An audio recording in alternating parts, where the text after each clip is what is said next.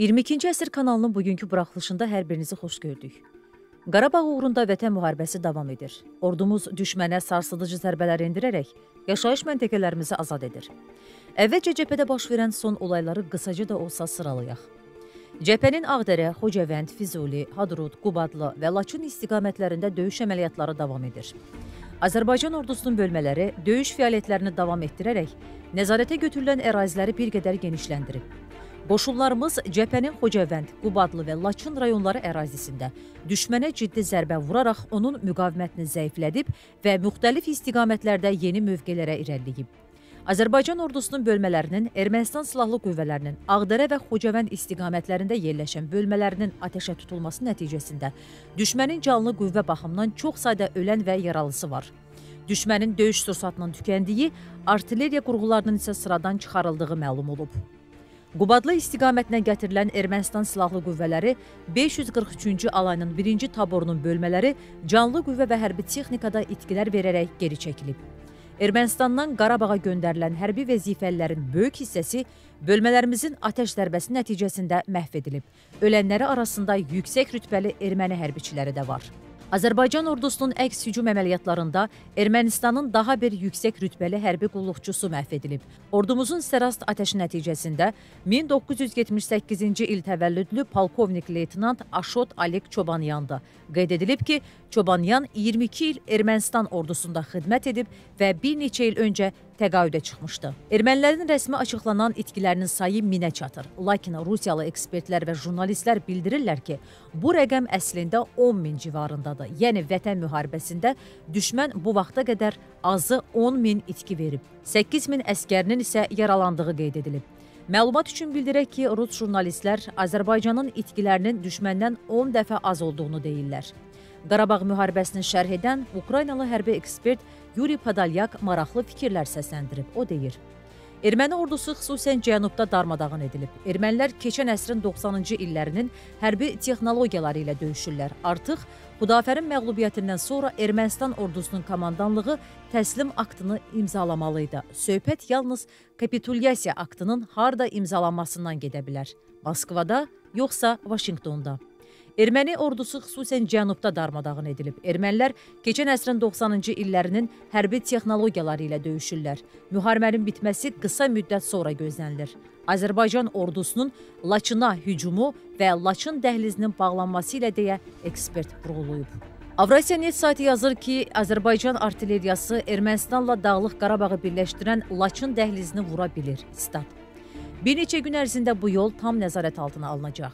Azərbaycan ordusu Cəbrayıl, Hadrut və Füzulini nəzarətə götürərək qərbə, Həkəri çayı vadisinə tərəf getdi. Oradan şimala doğru irəlilədi.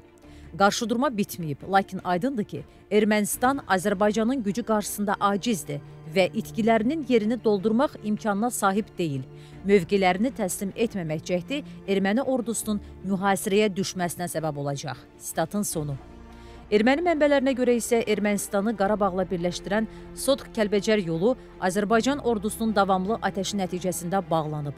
RIA isə Azərbaycan ordusunun Laçınla Ermənistanı Qarabağla birləşdirən magistral yolun əsas nöqtəsinə keçmə cəhdləri barədə məlumat verir. Artıq düşməni böyük təşviş bürüyüb. Ermənistan Müdafiə Nazirliyi nümayəndəsi Artsurun Ovanesyan deyir ki, Azərbaycan ordusunun əskərləri Ermənistan ordusunun əskərlərinin hərbi geyimlərini geyinib savaşırlar. Onun sözlərinə görə kəşfiyyatçılarımız erməni geyimlərində erməni hərbiçilərinin aralarına sızırlar və qəfildən onları məhv edirlər. Bunu görən düşmən çox gülünc bir yola əl atıb. Erməni əskərləri fərqlənmək üçün bronjiletlərinə və kaskalarına xaç işarəsi çəkməyə başlayıblar. Lakin onları da bu ordumuzun sarsıdıcı zərbəsindən xilas edə bilməyəcək.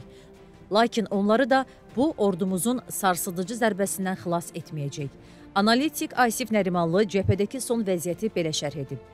Müdafiə Nazirliyimiz işğal olunmuş ərazilərdəki dinc əhaliyə hərbi obyektlərdən uzaq durmaq tövsiyə etdi. Ermənistanın hərbi siyasi rəhbərliyi tərəfindən aldadılaraq işğal olunmuş ərazilərə gətirilən əskər və könüllülərə silahı yerə qoymaq və təslim olmaq təklif edildi. Azərbaycan tərəfinə keçən mülki əhalinin təhlükəsizliyi, qida, tibbi yardım və digər ehtiyacları təmin ediləcək. Beynəlxalq humanitar hüquqa uyğun olaraq hərbi əsirlərin, mülki şəxslərin bütün hüquqları qorunacaq və üçüncü dövlətlərə keçmək istəyən şəxslərə beynəlxalq təşkilatlar vasitəsilə lazımi şərait yaradılacaq. Bu o deməkdir ki, Ermənistanın Qarabağdakı hərbi birliklərinə dəstək göndərə biləcək son yolu Laçın dəhlizi nəzarətdədir. Mülki əhaliyə və əskərlərə ərazini tərk etmək, yaxud Azərbaycan tərəfinə keçmək təklif olunur. Son xəbərdarlıqdan sonra Qarabağda işğalçı ölkəyə sonuncu zərbə vurulacaq. Statın sonu. Rusiya Siyasi Tədqiqatlar İnstitutunun direktoru politoloq Sergey Markov da müharibənin gedişi haqda maraqlı fikirlər səsləndirib. O deyir: Azərbaycan hərbi qələbəyə yaxındır. Mümkündür ki, artıq bir neçə saatdan sonra Azərbaycan ordusu Ermənistanla Dağlıq Qarabağı əlaqələndirən Cənub Laçın dəhlizini atəşdə saxlayan bütün mövqeləri tutacaq. Şimal dəhlizi artıq bir həftə bundan qabaq bloklanıb. Orada hər şey atəş altındadır. Laçın dəhlizinin hərbi blok edilməsindən sonra Ermənistan ordusunun vəziyyəti artıq ümidsiz olacaq. Müharibənin davam etdirilməsi o zaman hərbi formada olan ermənilərin məhv edilməsinə çevriləcək. Bu artıq heç kimə lazım deyil. Ona görə də fikrimcə bu hərbi qələbədən sonra Azərbaycan prezidenti İlham Əliyev atəşi dayandırmağa və danışıqlara başlamağa hazır olduğunu bəyan edəcək. Bu isə artıq atəşkəs haqqında deyil, sülh haqqında danışıqlar olacaq. Danışıqlar Azərbaycanın bütün ərazilərindən Ermənistan qoşunlarının çıxarılması şərtləri və erməni əhalisinin vəziyyəti haqqında olacaq. Rusiya bu danışıqlarda əsas təşkilatçı və vasitəçi olacaq. Rusiyalı ekspert Vladimir Putinin Valday forumundakı çıxışının da məhz bu haqda olduğunu söyləyib. Əziz dostlar, cəbhə ilə bağlı ən son və maraqlı məlumatları sizə çatdıracağıq. Abunə olaraq yeni videolarımızı izləyə bilərsiniz. Allah ordumuzu, xalqımızı qorusun. Zəfər bizimlə olacaq. Qarabağda görüşənədək sağlıqla qalın.